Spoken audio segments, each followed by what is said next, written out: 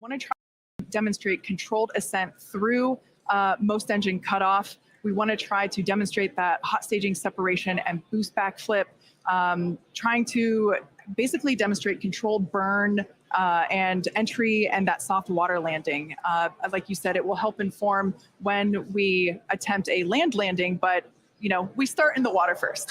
Exactly. Just like we did with the Falcon 9. Yeah, exactly. And just getting to hot staging, though, is going to be farther than we got on Flight 1. Yes. Flight 1, that was about as far as we got. We didn't have hot staging on that vehicle. So that's the first and foremost objective today. Get that far, hopefully.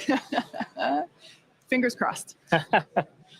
Now, one thing that's a little cool about Starship, and it's different from Falcon 9, is we can actually hold a little bit longer if we needed to than we can on Falcon 9 missions. Once we get to T-minus 40 seconds, and if we did have a hold, depending on the reason for the hold, we can hold for up to 30 minutes. And today, actually, our entire launch window is about 20 minutes, so the whole duration would cover most of our launch window. Yeah. And that's different from Falcon. Yeah, absolutely. With Falcon, we have to go exactly at T0. That 40-second hold is super helpful. If we need to, for example, we need more time to pressurize the COPVs for flight levels. Perhaps fuel. If the engineers just need to look at some of the data, see how engines are performing or the avionics. Exactly. Those checkouts, being able to have the opportunity to top off the fuel or LOX if it's not fully loaded. And, we might want to just take a few more minutes for that. So that T-minus 40-second hold can be really helpful. But we don't have that option on Falcon. So it's a little bit different here. We're just inside T-minus 2 minutes and counting. The good news right now we're hearing it doesn't look like we're going to need to hold a T-minus 40 second as the boats are clearing out of the way. Next event coming up, TVC wiggles as we move the center engines on the first stage. You can see maybe just a little bit there. 90 seconds, wiggles are underway as we're checking out the first stage.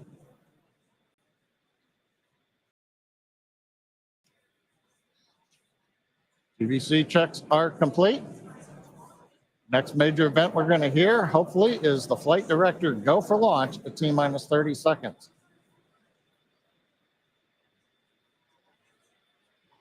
As we're coming up on T-minus 1 minute, when we get to T-minus 40 seconds, we'll just listen in. Last time, as you recall, we did hold at 40 seconds, but it took a few seconds for the clock to recover, so we're going to watch that. And as we press to T0, we're going to watch and listen the second test flight of Starship.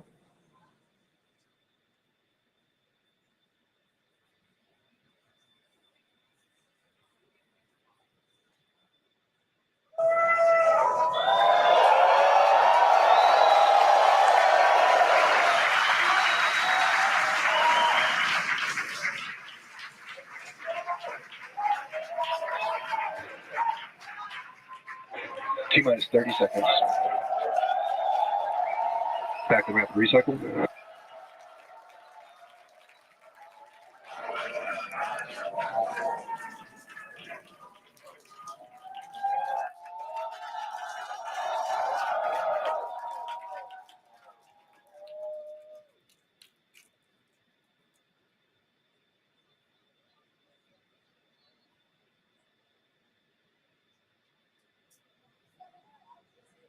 Back at Hawthorne, we're at T-minus 40 seconds in holding. We had a rapid recycle. We've not heard anything over the countdown net as the team works both first and second stages. We're going to monitor the nets here for a minute.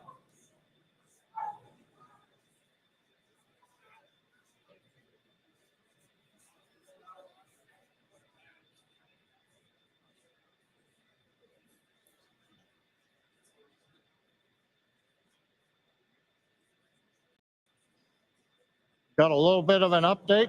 We're continuing to hold at T-minus 40 seconds. This is the normal hold point for Starship, as we talked earlier. Sounds like we're working just late pressurization on, I believe, the second stage.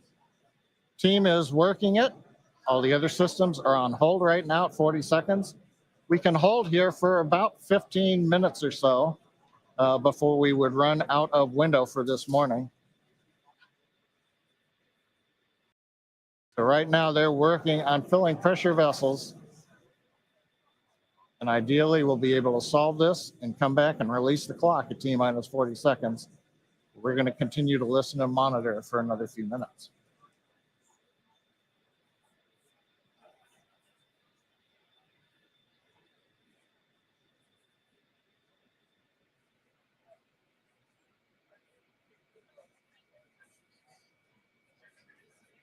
And it's worth mentioning here that don't go away.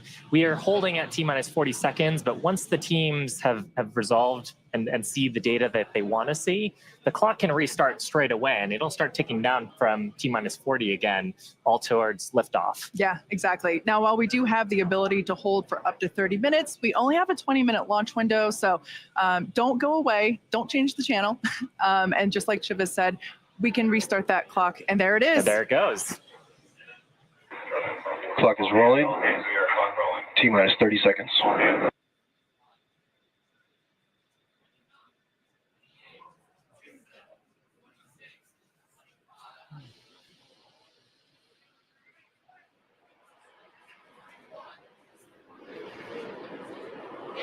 T-minus 15. 10, 9, 8, 7, 6, 5, 4, 3, 2, 1.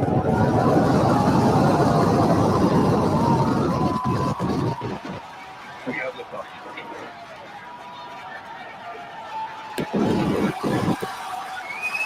Vehicle pitching down range.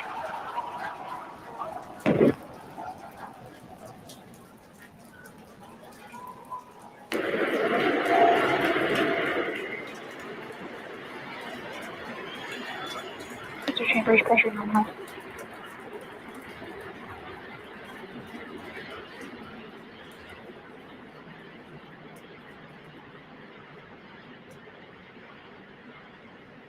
We are T-plus 40 seconds into the flight of Starship.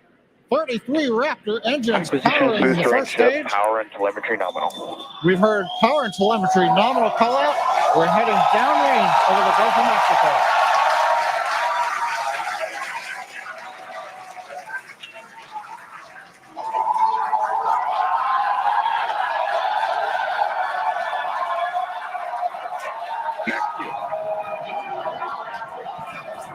And that call out tells us Starship is through the period of greatest stress on the way to space. Now the next major event is hot staging in just over 90 seconds from now. To get ready, the booster will shut down all but 3 of the Raptor engines. Clamps holding the 2 stages together will release, and the Starship's second stage will ignite its engines. Starship will then separate from the Superheavy booster and head to space. And at the same time, the 3 engines that are still firing on Superheavy will flip the booster around. 10 more engines will ignite for the boost back burn, putting the first stage on path for a splashdown in the Gulf of Mexico.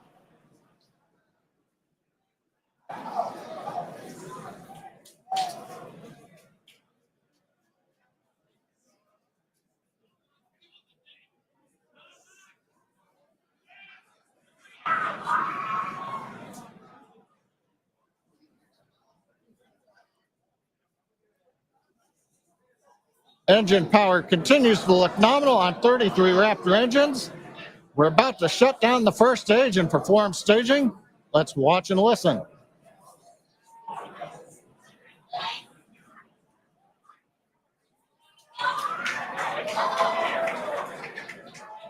And acquisition of signal Houston and New Orleans.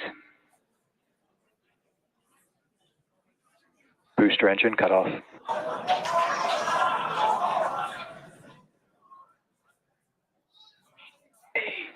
Stage separation. Boost back startup. Shift engine ignition.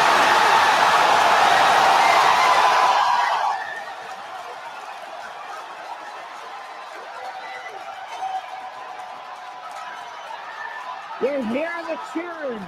The first ever successful hot stage for SpaceX's Starship. incredible views of our Superheavy booster. And as you can see, the Superheavy booster has just experienced a rapid, unscheduled disassembly. However, our ship is still underway with all six. Power and telemetry nominal. And we just heard there, ship avionics, power and telemetry nominal. All 6 engines are lit, as you can see from the GUI there at the bottom right-hand side of your screen. Now, we did know that the that hot staging was going to be incredibly dynamic. We knew that there was a chance that the booster would not survive, but we're going to take that data and figure out how we can make the booster better for the next hot stage. Yeah, that hot staging put a lot of load on the top of the booster. And of course, it flipped around there, a lot of dynamic stuff happening.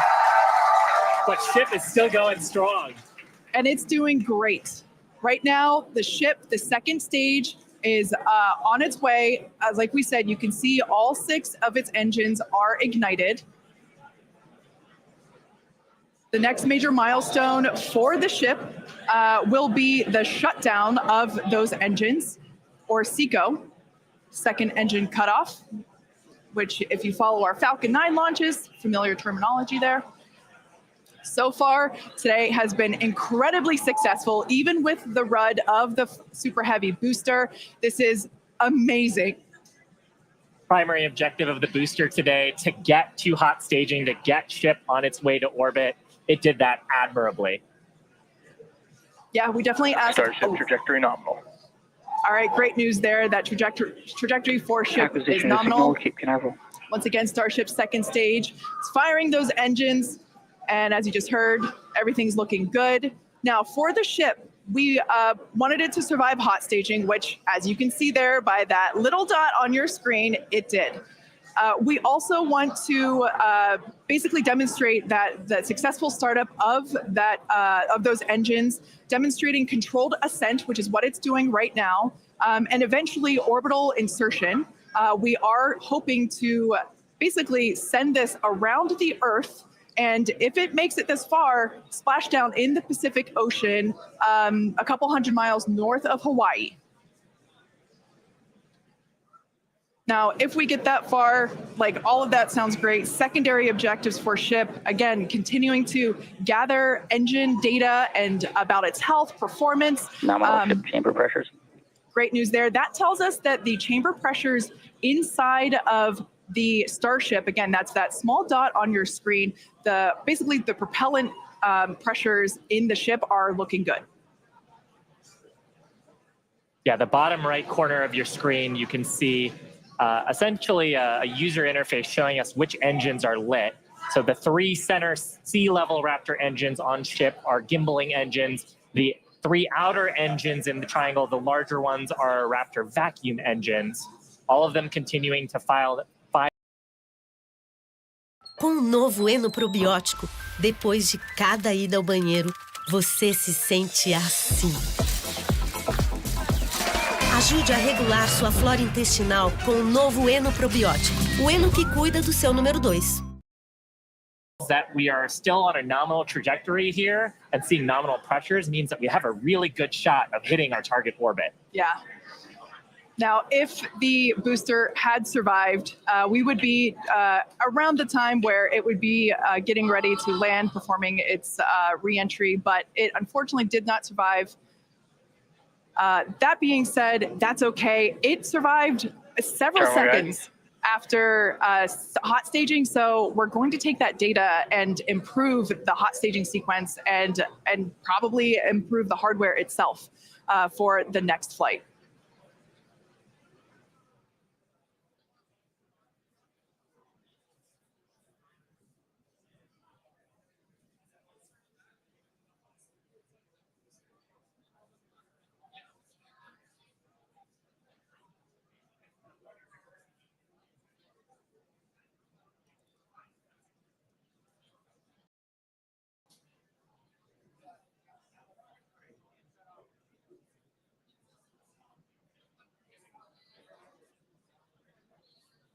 They're standing by for a call out here.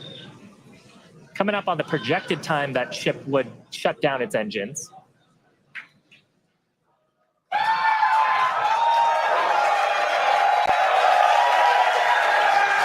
As you can tell by the excitement from the crowd here at Mission Control Center in Hawthorne, there's a great view of our Star Command Center. That's our control center at Starbase, Texas. The crowd here, Mission Control Center behind us in Hawthorne. Everyone is super exciting. What a successful day this has been so far.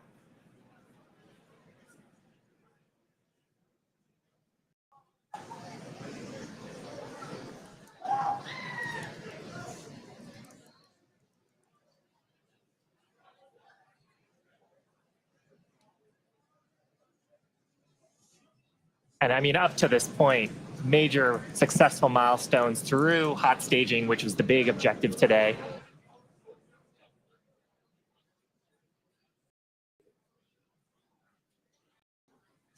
So we are going to head into the coast phase, planned for the next about hour and 5 minutes. We'll be returning around the T+1 hour and 15-minute mark.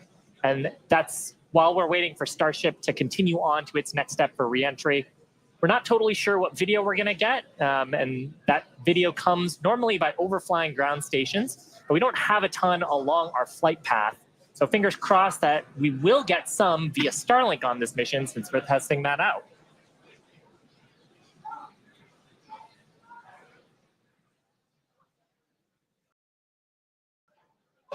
And also give us a moment. We are hearing some chatter on the net, so we're going to try to parse that for you.